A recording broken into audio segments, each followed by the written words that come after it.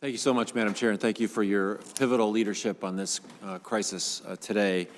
We now well understand climate change. We know we have many of the tools at our disposal that we need to deal with climate change. We know the target, net zero by mid-century, but we cannot get to where we need to be without dramatic and substantive policy change. We need to tackle that now.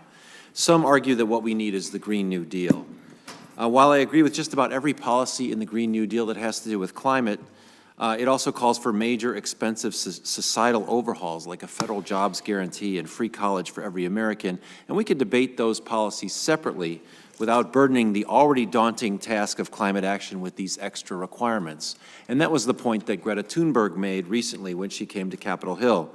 She said we need to keep our eyes on the ball. Quote, "Yes, of course, a sustainable transformed world will include lots of new benefits, but you have to understand this is not primarily an opportunity to create new green jobs, new businesses, or green economic growth.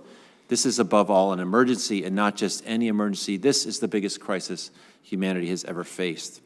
So it's not responsible for us in Congress to pretend that a one-party, non-binding resolution that itself enacts not a single legislative change or any one-party bill that cannot become law is the answer to this question. Great challenges like sending a man to the moon or winning a world war against tyranny or fighting climate change to save the planet are won with national unity and consensus. Great challenges don't wait for or depend on the results of the next election. We need to work together now across party lines if we want our children and grandchildren to have a habitable planet. And we have some great opportunities that I want to point out. Some of the context has changed.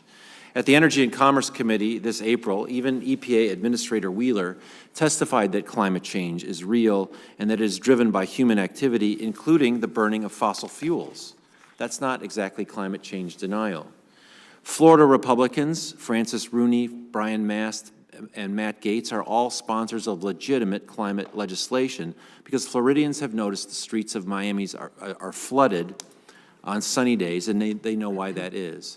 And perhaps most noteworthy for bringing about a change of opinion toward climate among our Republican colleagues is the moral advocacy of religious leaders like Pope Francis and the Evangelical Environmental Network, which is prioritizing climate change action because they believe we're called upon to take care of God's creation. So these trends present some new opportunities, and I've been looking for bipartisan bills that actually pass. I assembled a climate playbook from work we've already done, over 90 bills, many of them are bipartisan, that we could take action on soon. Many have already cleared their committees. Some have reached the floor. You've heard the new Democrat coalition has endorsed 12 bills. 7 of them are bipartisan. One of those bills is the Use It Act, which I co-authored with Dave McKinley from West Virginia. Bipartisan and bicameral, it supports the development and construction of vital carbon capture and removal technologies as called for by the UN Intergovernmental Panel on Climate Change. It also invests in technologies to transform captured carbon dioxide into commercial products like Chairman DeFazio was talking about. Florida Republican Matt Gaetz and I introduced the Bipartisan Superpollutants Act, which aims to regulate black carbon, hydrofluorocarbons, and methane, some of the most potent greenhouse gases together, worth a half a degree of warming. Among other things, the bill would codify the new source methane regulation that the Trump administration is trying to kill and would incentivize and then mandate control of methane from existing sources. Elise Stefanik and I introduced the Renewable Electricity Tax Credit Equalization Act, which would extend tax credits for investments in qualified renewable biomass, geothermal, solid waste, and hydropower so that we can develop new renewable baseload power that could replace fossil fuels.